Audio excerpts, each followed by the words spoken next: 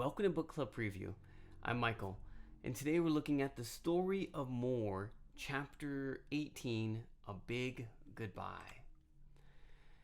Now, this chapter makes me nervous. It starts off with the author, Hope Jaren, and she is going into this research center in Brazil, and it smells terrible. I don't know if you've ever smelled vodka or whiskey or gin, but that has that really strong alcohol taste and certainly smell.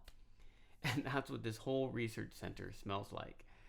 And they have just stacks and containers and walls of dead fish that they are trying to categorize and research to see if it's a new species, to understand its species, and to take a first look at this fish before it's gone forever. And so she's in this facility, and one of the reasons why this facility is so important is because it specializes in looking at freshwater creatures. And Brazil has a huge amount of the diverse freshwater creatures in the world. And so they're constantly finding new fish and creatures in their rivers and things like that. But fresh water is really important because it acts as kind of a canary in a coal mine. And if you think back 100 years ago, 200 years ago, before there was a lot of really cool technology, miners, when they were mining coal, they couldn't tell if the air was changing to where there was no oxygen, and then where they could just die. And so what the miners would do is they would take a bird, a canary, into the mine with them. And as they're sitting there mining, if the canary goes and dies or passes out, the miners know that they're in a dangerous situation and they need to get out of the mine to some fresh air. So, freshwater species, they act as the same kind of canary's warning system for our entire Earth ecological system.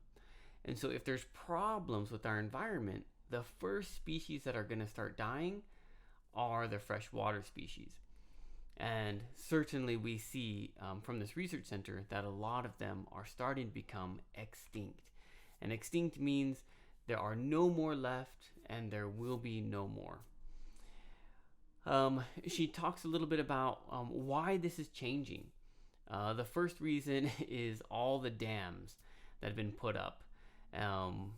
That, first of all, when we make a dam, we make a huge area where there's going to be a reservoir that's like a man-made lake where they store a whole bunch of water to send to farms and things.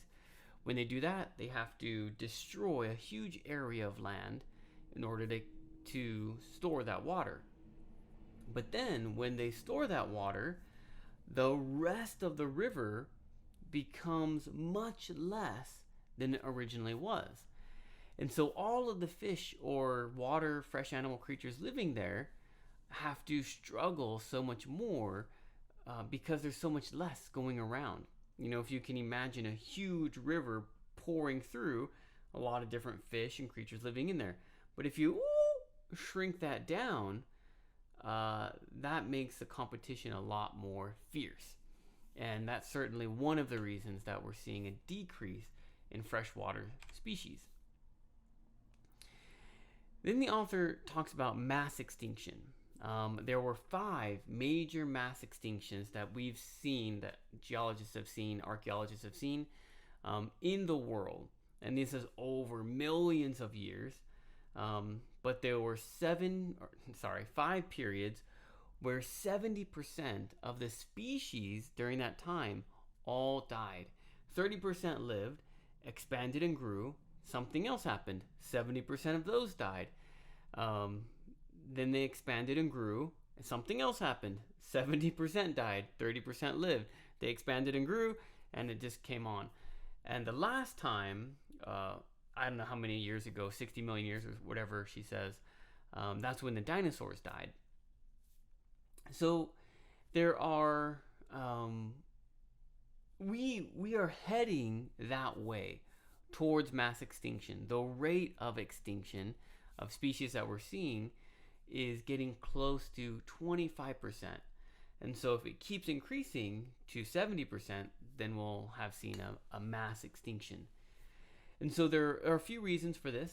The first one is the loss of habitat, right? As humans expand, change the environment, animals no longer have those environments to live in.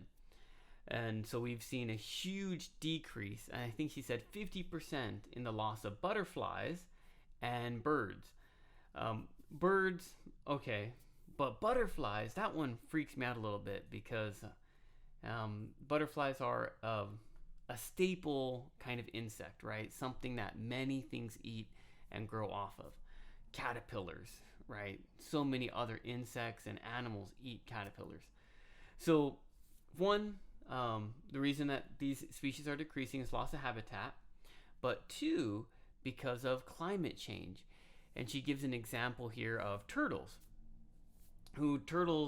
These special turtles, they have a really interesting way of picking their gender, and their gender is determined by heat. And so because heat has increased, almost all the eggs are coming out as female. And so because there's no male eggs, there's no way to increase that species numbers. And so, because of the temperature or mass changes in temperature, species are dying. She ends on another point, but I completely forgot what it is. But let's jump over here to vocabulary. Endemic means natural, native.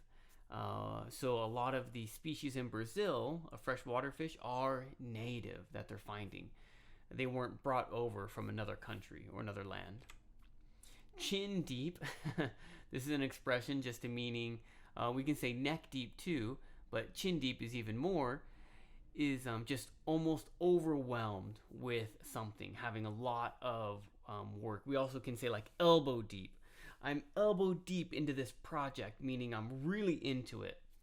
And so that's just another expression to say really into it or overwhelmed or have a lot of things going on. Assimilating means changing to become part of. So there's all these new containers that are being shipped to this research center, and they're assimilating them into the old collection. They haven't been able to open them and check them out yet. They're just waiting, but they're assimilating them and having them become a part of the old collection. Hone or hones is to sharpen or increase. We can hone the edge of a knife, sharpening it to becoming really sharp. But we can also hone our skills. If I'm a basketball player and I keep practicing my jump shot or my free throw to become even better at that skill. Sleuthing is like searching, discovering. Think of like Sherlock Holmes, a detective, research, things like that. But more of like that detective sense of exploring and trying to find out something. Imperatives are like laws or rules or things that are required. One of the imperatives of nature are that all living species will be extinct, or each one will go extinct eventually. I should say it like that. So even humans eventually will be gone. And that's just one of the imperatives of nature, she says. Demise is destroyed, death, extinction, failure, lose, all these kind of different things. End is another great expression for demise. our last section here, discussion question. Do you know of any species that have gone extinct in your lifetime? Maybe you read it on the news or something you learned about before, but now it's gone. But some kind of species that has disappeared forever from this earth. And of course, please make your own discussion question. That is all the time that we have for today. But thank you so much for joining me for this episode of Book Club Preview. I'll see you soon. Bye bye. Hey, if you have any questions about the video today, please feel free to leave a comment in the comment section.